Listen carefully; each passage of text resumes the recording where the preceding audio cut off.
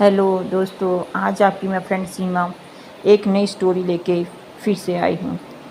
आपको मेरी तरफ से नमस्ते, सलाम, गुड मॉर्निंग, जय श्री राम, हर हर महादेव। दोस्तों, एक कहानी एक सांप के बारे में है।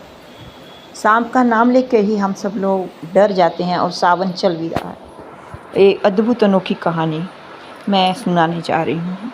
मुझे एक कहानी मेरे व्हाट्सएप पर आई है, तो उन्होंने कहा है कि प्लीज़ मैम मेरा नाम और पता मत बताइएगा, नहीं तो बहुत दिक्कत हो जाएगी हमारे गांव में। तो चलिए आज नई स्टोरी के साथ फिर सीमा देवी के साथ चलते हैं। मानिए, जब आप स्टोरी सुनते हैं उस चीज़ को महसूस करिए कि उस व्यक्ति के साथ क्या बीतता है, तो स्टोरी सुनने में बहुत आनंद आता है। चलिए, आज की स्टोरी है नाग देवता। ये बात इन दिनों की है, बहुत समय पहले की बात है, 60-70 साल पहले की बात है। एक बार एक लोगों को सपना आया कि बाबा बालकनाथ जी की मूर्ति स्थापना करने का। बाबा बालकनाथ जी की पूजा हिमाचल प्रदेश में की जाती है और इनका बहुत बड़ा मंदिर है हिमाचल प्रदेश में। क्योंकि कुछ लोग यूपी में या मध्य प्रदेश में या कहीं और सब लोग नहीं जानते होंगे बाबा बालकनाथ को, पर हम बता रहे हैं कि इनका मंदिर हिमाचल प्रदेश में सबसे बड़ा मंदिर है। वहाँ पे बलि दी जाती है बकरे की, और बकरे की बलि दी जाती है तो वो बकरा 3 बार कूदता है, उसके बाद वो फिर छोड़ दिया जाता है। यानी कि उसकी काट के बलि नहीं दी जाती, जिंदा बलि दी जाती है और उस बकरे को बाबा जी के नाम से छोड़ दिया जाता है। तो एक कहानी उन्हीं के ऊपर है। बाबा जी ने हुक्म दिया सपने में आकर कि आप लोग मेरी मूर्ति स्थापना करो। तो मूर्ति बनवाई गई। जिन लोगों को कहा गया उन लोगों के पास पैसे भी नहीं थे। उनका नाम हम नंद रखते हैं। नंद जी के पास पैसा नहीं था, बहुत गरीब परिस्थिति थी। उन्होंने उस समय 50 रुपया दे के मूर्ति बनाने का ऑर्डर दे दिया, और मूर्ति में उस समय 3,000 रुपये लगना था। आज से 50 साल पहले की बात है, 3,000 रुपये लगना था। उन्होंने मूर्ति बनाने के लिए दे दिया। उसके बाद क्या हुआ कि जब मूर्ति बनाने को दे दिया, मूर्ति बननी शुरू हो गई, और उधर उनकी परिस्थिति इतना ख़राब, पैसा भी नहीं। फिर भी उन्होंने भगवान से मांगा कि अगर आपने कहा है कि मूर्ति स्थापना हो तो मेरी मदद और सहायता करिए। भगवान ने सहायता की। उस गांव के लोगों ने मदद की, गेहूं की, चावल की, जो भी सामान उस समय सबके पास था उन्होंने देना शुरू किया।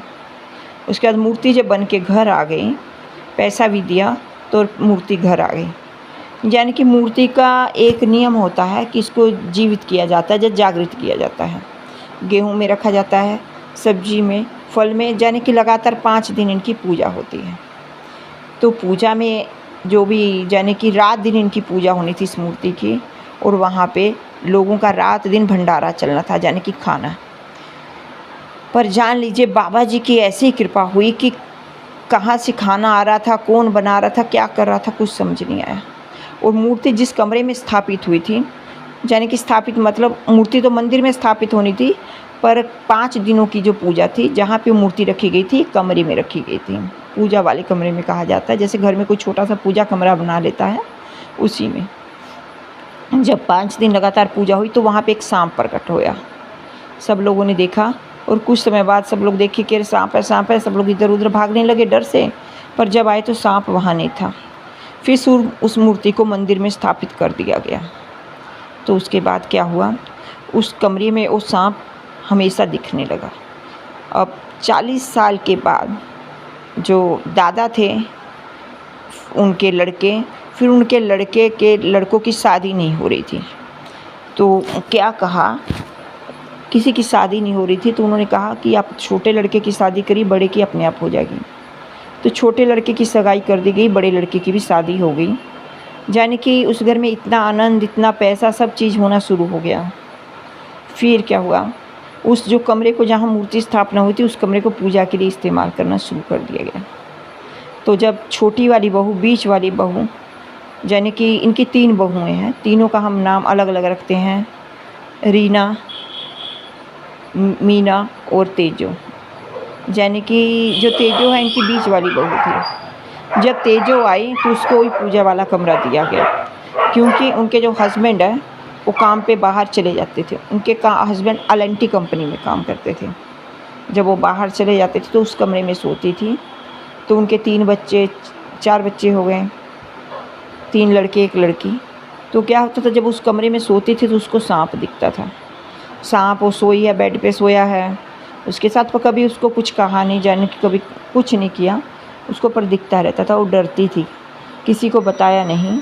पर जब एक दिन वो सोई थी तो एक लोग जो उनके लड़की के स्कूल में पढ़ाती थी, वो टीचर आई।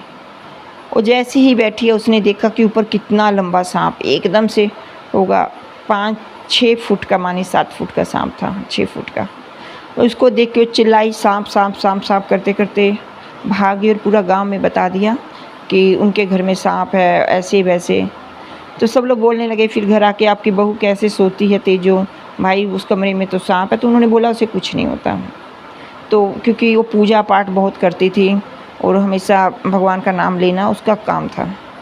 वो सांप दिखता था पर उनको कुछ कहा नहीं, बच्चों के साथ रहना, बच्चे लेटे रहते थे, बच्चों के ऊपर से जाना, कुछ नहीं हुआ। उसके बाद जो तेजो है वो काम करने के लिए अपने पति के साथ बाहर आ गए। तो फिर वो कमरा जेठान को मिला। जब जेठान को कमरा मिला तो उन्होंने वहाँ पे गंदगी रखना, पूजा पाठ नहीं करना, जैसे कि एकदम से अजीब अजीब टाइप करना शुरू कर दिया। तो सांप ने उनको काट लिया था।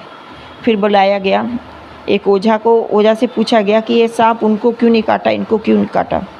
तो उन्होंने कहा कि वो लोग पूजा पाठ करती थी, साफ़ सफाई से रहती थी, इसलिए सांप ने नहीं काटा। आप लोग भी इसको साफ सफाई रखिएगा। पर देखिए कृपा ऐसी कि वो लोग साफ़ सफाई नहीं रख पाए और कुछ समय के बाद वो सांप वहाँ से छोड़ के चला गया। अब वो सांप नहीं दिखता है, पर जब भी तेजो वहाँ जाती है तब कभी कभी उसको ज़रूर दिखता है वो सांप। यही भोले बाबा की कृपा है, यही उनकी दृष्टि है। वो अपने भक्तों को, मानिए जो उनकी पूजा करता है, उन्हें कभी नुकसान नहीं पहुँचाता है। उनकी महिमा अद्भुत है। और दोस्तों, मैं एक दूसरी कहानी भी लेकर आई हूँ, चौराहा। ये कहानी मध्य प्रदेश की है, राजस्थान की परीक्षा का गांव की। वहाँ पे रीता अपने पति के साथ गई तो एक जगह पे रहने शुरू कर दिए। तो उन लोगों की आदत होती थी कि वो लोग घूमने शाम को जाते थे। उनके पति का नाम राजीव है। तो दोनों जब घूमने जा रहे थे तो एक बार चरस्ते पे किसी ने टूना किया हुआ था। तो वो उनको दिखा नहीं रीता को, तो वो टूने को डाक गई। जब डाक गई तो रात में सोई तो उसको पहले दिन तो कुछ महसूस नहीं हुआ, और दूसरे दिन उसके बाद उसे कुछ ऐसा महसूस होने लगा कि जैसे कोई उसके सिर के पास खड़ा है, उसके खटिया को हिला रहा है, और उसे कुछ समझ नहीं आता था, सोए सोए चलने लगती थी। और वो जो टूना था उसके पीछे लग गया था, उसे समझ ही नहीं आता था।